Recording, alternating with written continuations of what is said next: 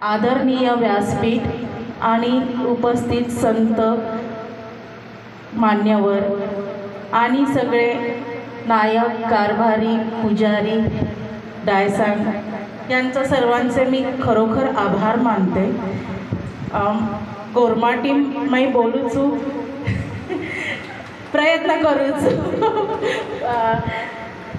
कारण की आपण अमृताताई फडणवीसेनं बंजारा समाज भूषण पुरस्कार देन बकम अच्छी बात की कारण अपने समाज में वो छे पण तम सक भळण ओना समाज भूषण बना दिनो छो वो मना बहुत पसंद आओगी बात एक्चुअली मराठार चोरी छू आणि गोरमाटेर बोडी छू आणि मार ससरे श्री सीतारामजी नाईक आडे पालाईगुडा ओ मना घरे माईर चक्केर मोठ बोडी कोणी छोरी कच आणि छोरी सारस मुलगी समजून त्यांनी मला घरामध्ये ॲक्सेप्ट केलंय आणि ह्या समाजाबद्दल मला लहानपणापासून खूप आस्था होती।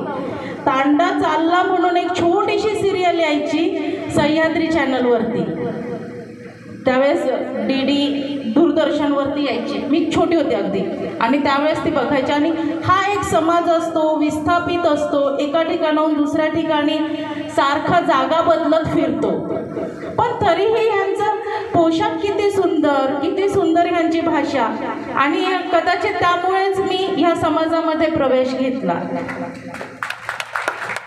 आणि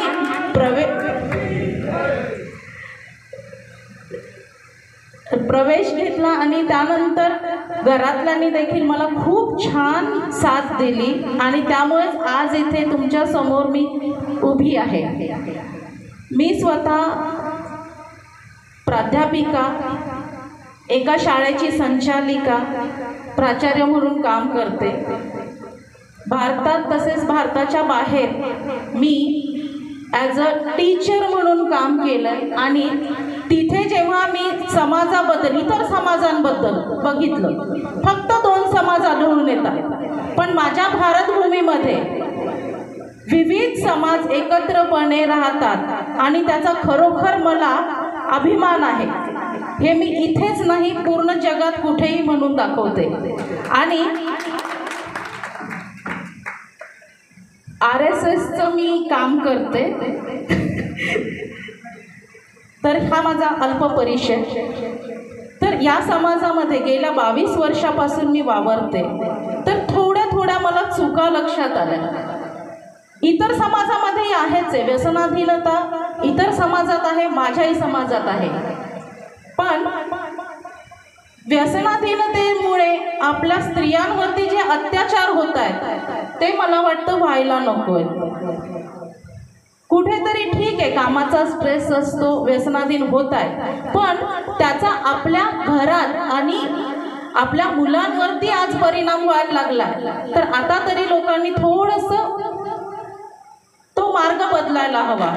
तसेच एक स्त्री म्हणून स्त्रियांना आपल्या समाजामध्ये, बंजारा समाजामध्ये अति उच्च मातृप्रधान संस्कृती आहे बंजारा, कारण की आजही जेव्हा अरदास होते त्यावेळेस एकही स्त्री उभी नसते, कारण तुम्ही मातृशक्ती म्हणून स्त्रियांना आपल्या समाजात स्थान दिलंय।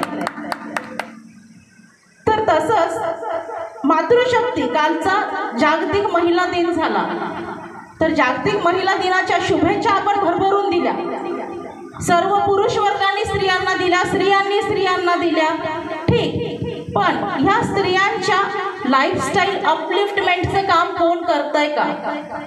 प्रत्येक ठिकाणी, प्रत्येक जिल्ह्याच्या ठिकाणी, प्रत्येक गावाच्या ठिकाणी, प्रत्येक तांडा वस्तीवरती हे काम सुरू व्हायला हवंय। तर ही मी विनंती करते उपस्थित मान्यवरांना की प्रत्येक तांडा वस्तीवरती आपला समाज खूप ठीक आहे, शिक्षणात आपण मागे आहोत, शिक्षणातली कमी आपण पूर्ण करू आज शाळेमध्ये मुलींचं प्रमाण शिक्षणामध्ये उल्लेखनीय आहे, पण फक्त शिक्षण घेतलं म्हणजे आपण प्रगती झाली का हो? नाही.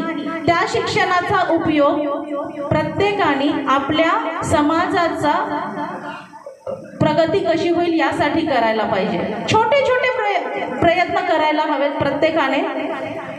आपण जिथे आहोत, जे नायक आहेत, कारभारी आहेत, पुजारी आहेत, ह्यांनी थोडंसं आणखी पुढे येऊन काम करायला हवंय.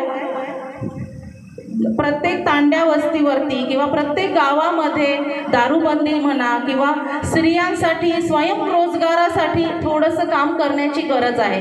महिला बचत गट प्रत्येक गावामध्ये आता नवीन कन्सेप्ट नाही राहिला आहे. गेल्या 15 वर्षामध्ये महिला बचत गट प्रत्येक गावोगावी आहे, पण बचत गट म्हटलं की फक्त महिला एकत्र येत आहेत, पैसे टाकतायत आणि त्याचा व्याजाने पैसे गरज पडेल तसे उचलतायत.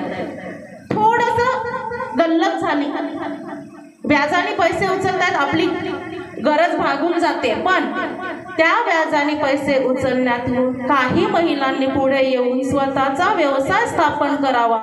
स्वतः तर एक उद्योजिका बनावंच, पण आपल्या सहित आपल्या वस्तीवरच्या इतर 10 हातांना काम द्यावं असं मला वाटतं आणि त्यासाठी मी प्रयत्नशील आहे. मी माहूर येथे भाजपची शहराध्यक्ष आहे आणि छोटे मोठे उपक्रम आम्ही त्याच्या अंतर्गत घेत असतो.